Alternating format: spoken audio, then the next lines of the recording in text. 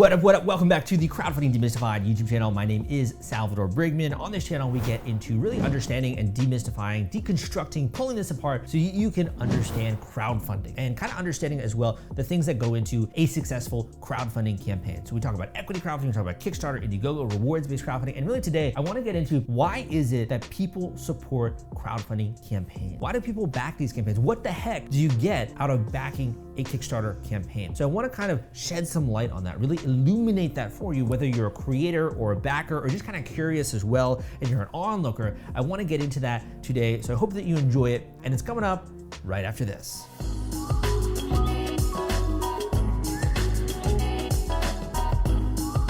All right, welcome back. And if you've been watching these videos for a while, if you've enjoyed my channel, please give me a thumbs up so that other people know that this video is worth their time. So that being said, we can kind of start this video a little bit with a story. And that's really when I was getting started in this industry and I was watching these campaigns getting rapidly and wildly funded. I'm seeing even people who are doing like joke style campaigns, like the guy who raised $50,000 just to make potato salad. And it was literally just kind of like a joke campaign, but it caught on and tons of people shared this on social media and he ended up raising $50,000. I think at the end of the day, he also started to donate some money when it comes to that. But there are so many campaigns that were getting funded crazily right back in the day. I'm seeing people raise 6 and 7 figures so easily when it comes to a Kickstarter campaign and also their competitor Indiegogo. So I started to become very fascinated about this. And I was also doing a mini econ thesis as well. I did a logistic regression comparing the different categories on Kickstarter and the variables that affect success. So for example, in some categories, your social media network matters much more. In other categories, really doesn't matter. And you can be successful even if you don't have a big social media following. So I was doing a lot of research on that. And as well, the Jobs Act, which in my mind is like a landmark piece of legislation that never before in human history have people been able to raise capital from the crowd, which is actually now enacted. And now people actually are doing that with equity crowdfunding, which is so freaking cool, right? So I myself became like, I fell in love with this, man.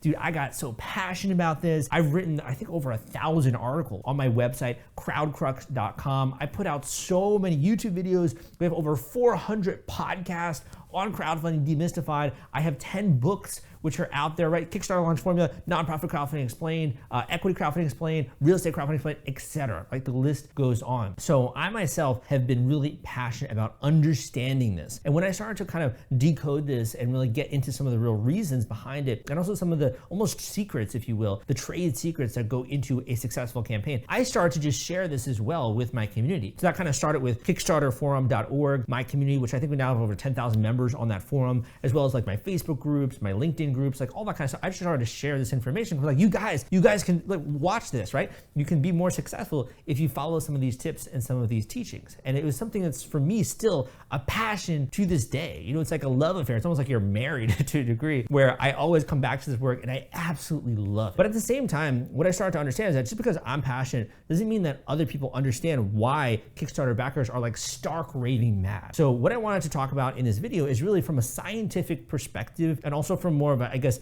step-by-step kind of a fashion perspective. Why is it that people back these campaigns? What goes into it? What are some of the motivations internally, whether you're a creator or a backer? And I'm gonna be honest with you, it removes a little bit of the magic, right?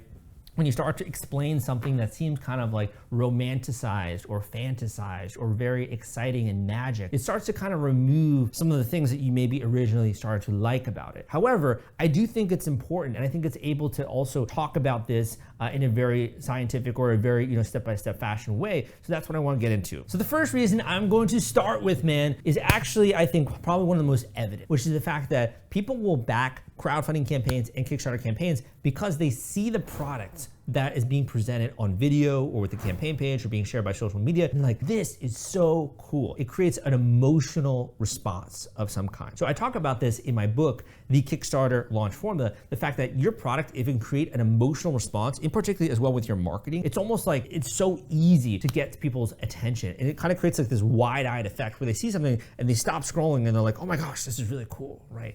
And that kind of enamored magical effect, a lot of the times is what gets someone to say, okay, I want to learn more about this. And then they end up backing this campaign to actually own that particular product. And they understand it's not yet created and there are steps that go into that creation, but when it does exist, how cool will it be to be one of the first people to actually own this product. And I think there's a lot of feelings as well when it comes to like, owning collectibles or owning things that are very in scarce supply, or if this watch only has 100 of them made in the world, it makes you feel a certain degree of specialness, right? It makes you feel just really cool to be able to be the one to be that early adopter. So the great way to kind of put this into more scientific or marketing terms is that Kickstarter backers tend to be early adopters. They really enjoy that fact that you can own a product before anyone else. And typically there's something very unique about that particular product, whether it's like a heated jacket or something like that, or a really interesting EDC product, or a new backpack that has so many different compartments and is all modularized before that's a really popular technique. It's something where you're on the trend first. And that's actually very similar to where I lived for so many years, which was Williamsburg,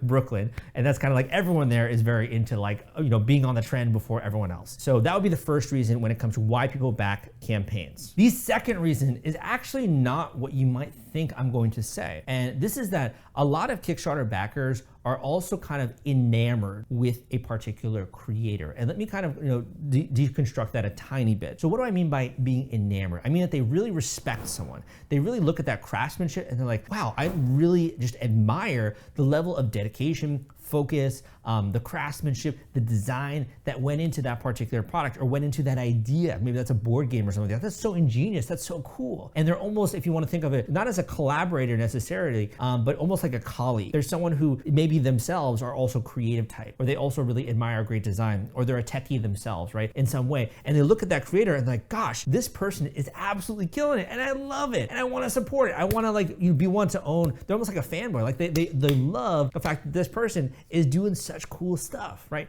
with their work. So that's another big reason why people will back these campaigns, is that they want to support the creator themselves, but they also really respect and resonate with the craftsmanship, the values, the vision, what that person is trying to accomplish, the fact that they're very as well authentic about it. And it kind of creates this feeling of like, gosh, that person is doing really, really cool. And it's the same phenomenon when it comes to other things as well, like YouTubers, right? Or creators on different platforms there, or Patreon. People like to support and be around other people that are absolutely killing it and doing really cool stuff, and they want to be a part of that. The third reason that people will back Kickstarter campaigns actually has a lot to do with what I think happens in the offline world. So I myself, I'm a marketer, obviously, and I love marketing. And if you're ever interested in learning more about some of the stuff that I talk about when it comes to marketing, definitely check out my other videos on this channel, or my book, The Kickstarter Launch Formula, or book a one-on-one individual intensive coaching call with me down below if you want to talk about your particular product, your campaign, that kind of stuff, and go into the game plan behind that. But that being said, I love to observe the world around me. Okay. And one of the things that you'll notice when you look at kind of communities and how they're built is, let's, for example, take like a sporting stadium. Okay. You go to a sporting stadium. Let's just say you're going to a basketball game or a football game or a baseball game or something like that. How does it feel to be in that environment? Or even if you're going, for example, and watching a movie, like a comedy movie, and you're with a bunch of other people, you're with an audience. It feels different than when you're watching that thing alone. And the cool thing about a crowdfunding campaign is that you're kind of participating in this story of creation, and you're there and you're watching and you're celebrating successes, and you kind of feel like you're kind of on that same team, right? You're rooting for that person who's like the gladiator in the middle of the arena, trying to really, in that case, defeat an enemy. But in this case, it just get to your own goals of getting to a certain amount with your funding meter, getting to a certain amount, plowing past obstacles, right? Being able to do cool new stuff. And as a backer, you're looking at that and you're kind of rooting that person on, and you're part of the community, and it feels really fun and really cool. In particular, when it comes to board games and tabletops, I think there's a very strong network community effect as well when it comes to this, because you're a part of that experience and no one else is. So you could call this a fan effect. You could call this a community effect, whatever words you want to put on it. This is another big reason why people will back campaigns on Kickstarter, why people will actually take action there. And it's the same phenomenon that we see in the real world when you have crazy fans, right, that are just screaming their heads off, that are so excited about this team, when really, they're not the ones that are in the arena, right? But they're experiencing those same highs and lows and those same emotions that we see in a particular sporting arena. Want to take all the stress out of fulfilling your Kickstarter rewards? Fulfillrite is the turnkey solution that puts product delivery on autopilot. The Top Campaigns uses trusted high-tech provider to store, package, and ship their products. Focus on growing your business. Leave shipping to the experts. Don't wait. Get a custom quote from Fulfillrite today. Link in the description. The fourth reason why people will back campaigns has a lot as well to do with what I call patronage, okay? So patronage is something that existed very long back in the day, for example, to be a patron of the arts, or to really support artists, support creative types, support inventors who have interesting ideas, and you want to kind of forward that person's work in some way. And typically it's just also because they are working with values, or there's a story behind that you also agree with. So to give you an example here, one person that I was working with, they were doing a film-based campaign, and out of nowhere they had this person donate $1,000 to their film campaign. And it's like, why did you do this? Like, this is so incredible, this is so amazing. They reached out to that person like, why? And they're like, you know, I just really resonated with the story of the film, and I had a family member who was in a very similar situation as this particular main character, and I just wanted to help out. Like, I really resonate with the story, and it made me feel so good to be able to do that. So people also want to participate in forwarding stories and in forwarding creations and cool new creative works into the world that didn't exist before, and particularly if they align with the values, the vision, the story that particular creator is trying to tell, particularly in more creative categories as well. It's something that they can really get behind. And not only that, it makes them feel good to be able to do that with their hard-earned dollars. It makes them just feel so rewarding, feel like they're making an impact. That's also, honestly, if you look more into the stats of nonprofit fundraising and nonprofit crowdfunding, one of the major reasons why millennials will give money is so they can have that feeling like they're making an impact of some kind. They're making a dent in the universe, as I like to say. So that's the next reason why people will love to support campaigns. So there are many reasons that actually people will back crowdfunding campaigns. So we're kind of talking a little bit about some of the emotions that go into that, whether that's those feelings of identity, whether those feelings of wanting to own something that does something really cool, sort of the emotions that go into that, and kind of discussing that, right, in more of like a broken down fashion. So I want to just go over two more because I don't want to go like super long-winded with this particular video. There are actually a lot more that I've studied that go into this, and kind of those levers that you can pull to get someone as well that you've never met before to back your crowdfunding campaign. But that being said, the next one that I want to talk about actually has to do with people that are a student of the craft. So these are people who are usually backing Kickstarter campaigns,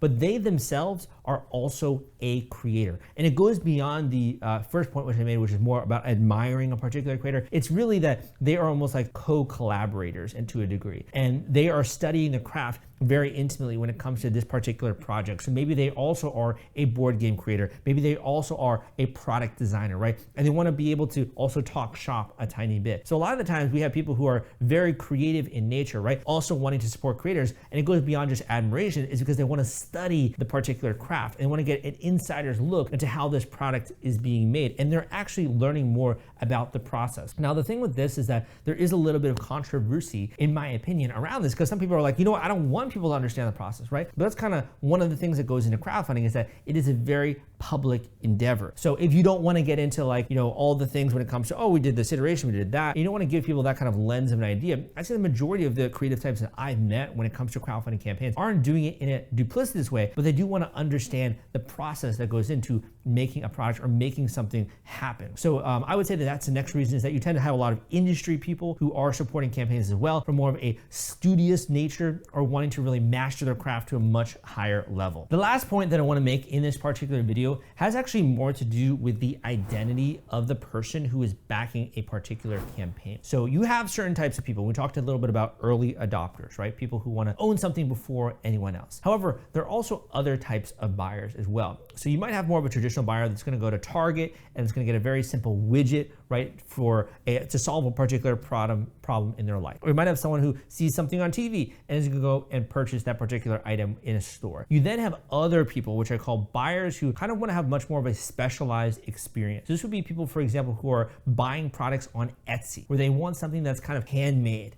that's very interesting, unique, right, that's special to a certain degree.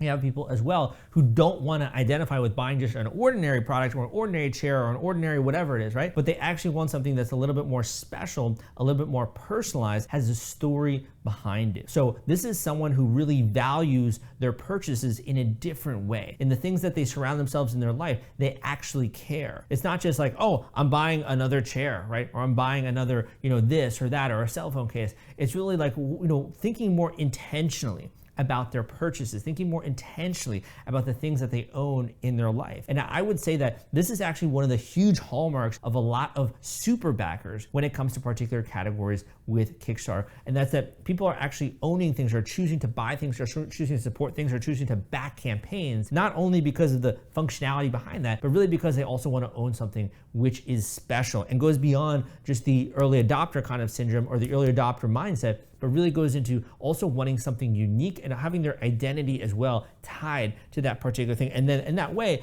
they're surrounding their life with all these really interesting products that has a story behind it that are unique and that aren't just kind of like those cookie cutter things which you can get on eBay or Amazon or Target or those kinds of things, but it's much more special and it's much more interesting to them to be able to surround their lives with these kinds of products. So I hope you enjoyed this particular video when it comes to thinking about why people actually back crowdfunding campaigns and kind of some of the reasons that go into that. If you did enjoy this and you want to explore creating your own campaign, you should go down below and you should book a one-on-one intensive coaching call with me. So with these intensive coaching calls, I like to go through the actual playbook that you can follow in order to be successful with a campaign. Now, these are an investment, of course, in order to do this. However, it's probably one of the best investments which you can make, particularly if you are serious about actually taking action on this, getting something out there into the world, getting funding for this as well. You know, really just not just having something that is another widget, right, which you could easily find, or like do something, you know, like drop shipping or whatever it is. You could actually create something new from scratch, get this into other people's hands,